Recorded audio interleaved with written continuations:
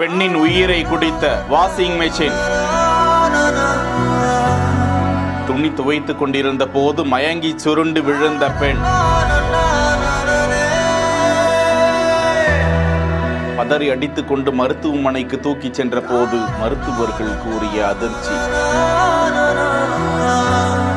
திருப்பத்தூர் மாவட்டம் ஆம்பூர் அடுத்த மாதனூர் ஒன்றியம் பாலூர் கிராமத்தை சேர்ந்தவர் ஆனந்தன் என்பவருடைய மனைவி 50 வயதான கற்பகம் தனது வீட்டில் துணிமணிகளை வாஷிங் மிஷினில் துவைத்துவிட்டு பின்னர் அந்த மிஷினை ஆஃப் செய்ததாக கூறப்படுகிறது. அப்போது எதிர்பாராத விதமாக மின்சாரம் தாக்கியதில் தூக்கி வீசப்பட்ட அவர் மயங்கி சரிந்த நிலையில் பதறி அடித்துக் கொண்டு அவரை மாதனூர் அரசு ஆரம்ப சுகாதார நிலையத்திற்கு உறவினர்கள் தூக்கிச் சென்று பரிசோதித்த போது மருத்துவர்கள் கற்பகம் ஏற்கனவே உயிரிழந்து விட்டதாக அதிர்ச்சி அளித்தனர். தகவல் அறிந்த கிராமிய காவல்துறையினர் நிகழ்விடத்திற்கு வந்து கற்பகத்தின் உடலை கைப்பற்றி பிரேத பரிசோதனைக்காக ஆம்பூர் அரசு மருத்துவமனைக்கு அனுப்பி வைத்து விபத்து குறித்து விசாரித்து வருகிறார்கள். பழமையானதாக இருக்கக்கூடிய வாஷிங் மெஷின் உள்ளிட்ட எலக்ட்ரானிக் உபகரணங்களை பழுது பார்க்க வேண்டும் என்பது குறித்து என்ன நினைக்கிறீர்கள்? கருத்துக்களில் விவாதிப்போம். செய்திகளை வழங்குவோர் GT holidays, Jayachandran, MCR pure cotton club. இணைந்திருங்கள் பிஹைண்ட் வுட் செய்தியோடு.